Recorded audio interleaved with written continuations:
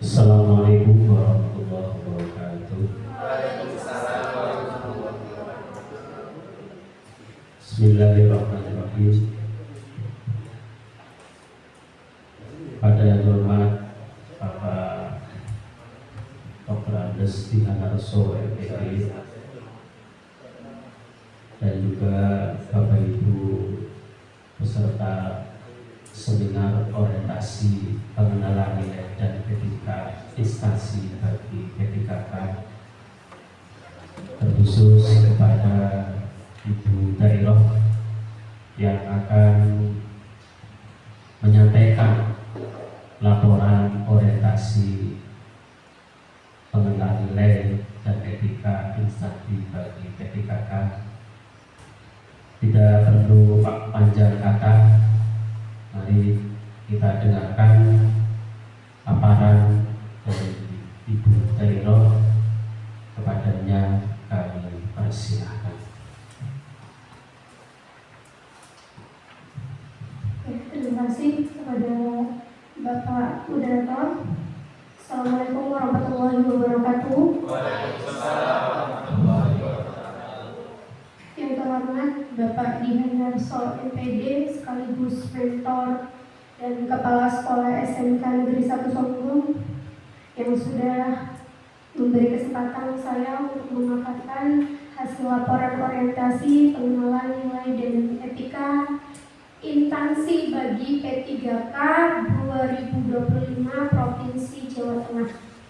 Dari judul orientasi pengenalan nilai etika berarti kita belajar bersama-sama menjadi P3K yang memiliki nilai dan etika.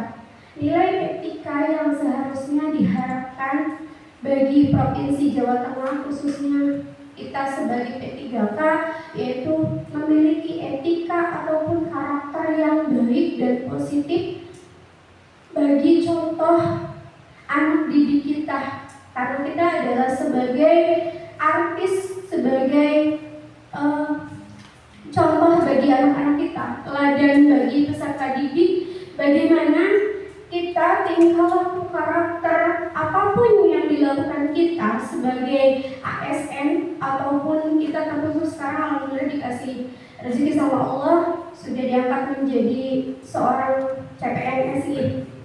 PNS yang harusnya memiliki karakter yang baik, yang positif, di mana kita bisa menerapkan nilai etika yang baik di sekolah maupun di masyarakat terkhususnya. Karena di sini kita belajar atau mengenal berbagai macam karakter orang banyak gitu ya, dari segi TU ataupun anak didik kita yang berbagai macam karakter ya. Jadi di sini kita untuk belajar mengenal nilai etikanya yang bisa diterapkan di sekolah maupun di masyarakat ya. Yang nanti sehingga kita bisa mengaplikasikan di kehidupan kita sendiri Bapak Ibu. Bagaimana kita bergaul dengan sesama guru, bagaimana kita bergaul dengan rekan kerja kita, bagaimana kita menjalin silaturahmi yang baik dengan orang tua, karena termasuk adalah orang tua adalah bagian terpenting untuk apa? Untuk melihat perkembangan peserta didik kita. Ya, ini adalah yang sama-sama penting adalah kerjasama yang baik antara orang tua, guru, dan terkhusus dengan murid ya. Oke, lanjut Pak. Rencana hasil kerja RHK, sebuah dokumen atau perencanaan yang berisi tujuan dan target yang diharap dicapai oleh seseorang atau unit kerja dalam periode waktu tertentu, biasanya 1 tahun. Dalam konteks P3K, RHK mencakup rencana kegiatan, indikator kinerja, serta hasil yang diharapkan dari pelaksanaan tugas dan tanggung jawab yang diberikan kepada pegawai tersebut. Berarti RHK adalah rencana hasil kerja kita sebagai PNS atau P3K ini adalah bagaimana nanti kita berhasil apa tidaknya, gitu ya. Oke, programnya. Isi RHK pada umumnya meliputi rencana rencana kegiatan. Kegiatan yang akan dilakukan untuk mencapai target yang telah ditentukan. Rencana kegiatan yang akan dilakukan untuk mencapai target yang telah ditentukan. Target, sasaran atau hasil yang diharapkan, periode waktu tertentu yang diukur dengan indikator kinerja, outputnya hasil nyata kegiatan yang dilakukan, seperti laporan, dokumen, ataupun produk lain yang memang relevan. Nilai-nilai dasarnya prinsip seperti akuntabilitas, kompetensi, kerjasama, inovasi yang harus diterapkan dalam capaian hasil kerja. Mohon dislide, Pak. Fungsi RHK sendiri ini adalah sebagai alat perencanaan dan evaluasi yang memastikan bahwa pegawai menjalankan tugasnya dengan tujuan organisasi dan berkontribusi pada pencapaian visi administrasi. Ya, di sini saya sebagai guru BK membuat RHK, gitu, Pak. Sebelum untuk menerangkan tentang RHK-nya, di sini ada saya di SMK Negeri 1 Solo sebagai guru mapel guru bimbingan konseling.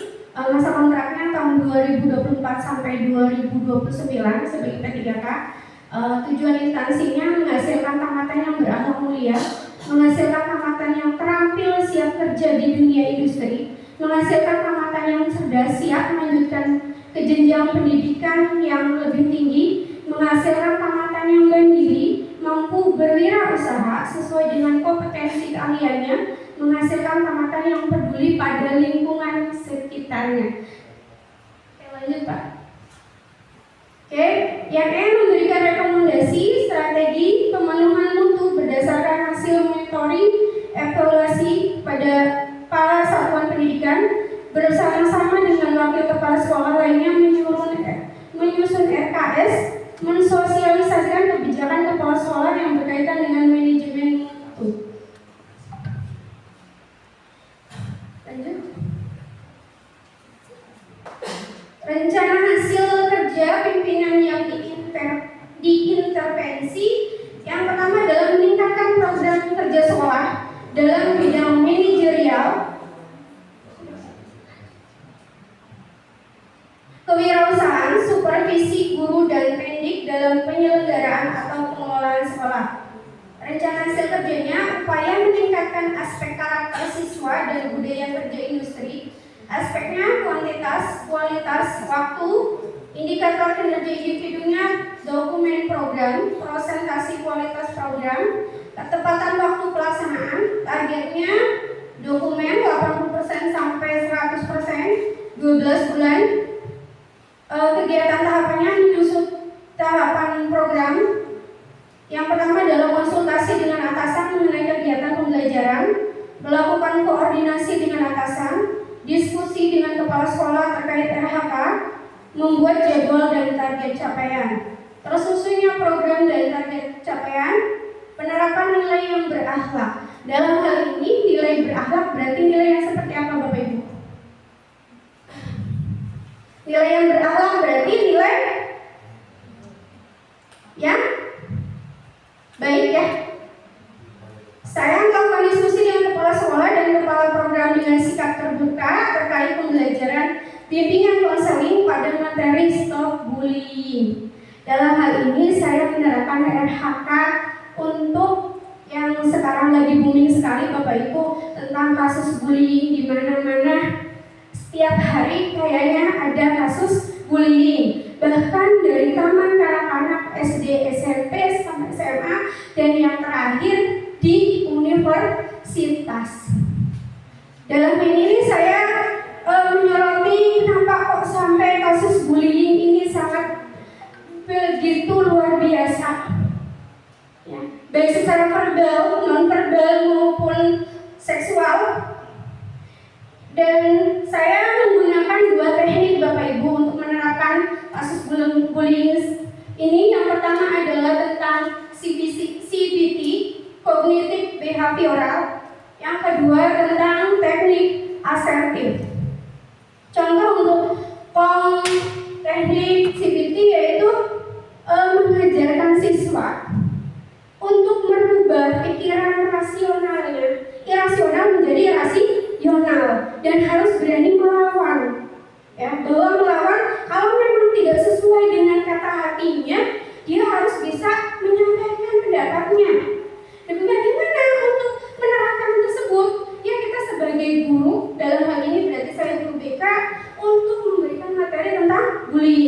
bahwa apapun perkataan teman kalau memang tidak sesuai dengan kata hatinya, tidak sesuai dengan kenyataannya, harus mampu melawan. Jangan mau tertindas. Oke. Nah, untuk asertif yaitu tentang harus bisa berani bicara tidak. Dan itu harus bisa diterapkan terhadap siswa. Oke, lanjut Pak. Akhir.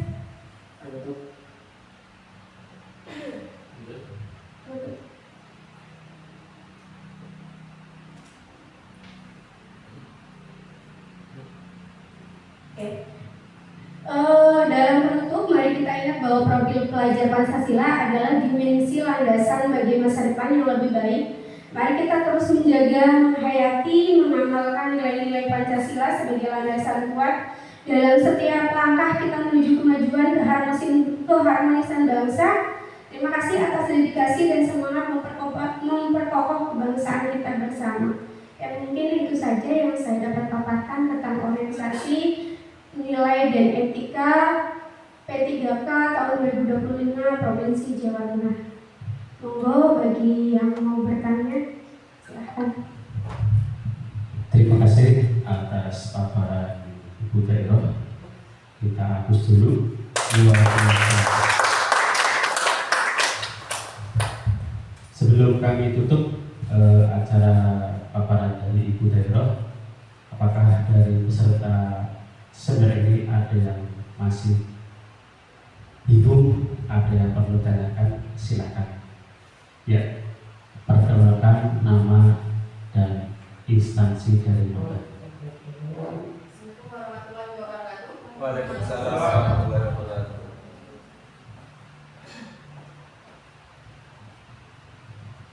Terima kasih Bapak Moderator atas waktunya, Bu.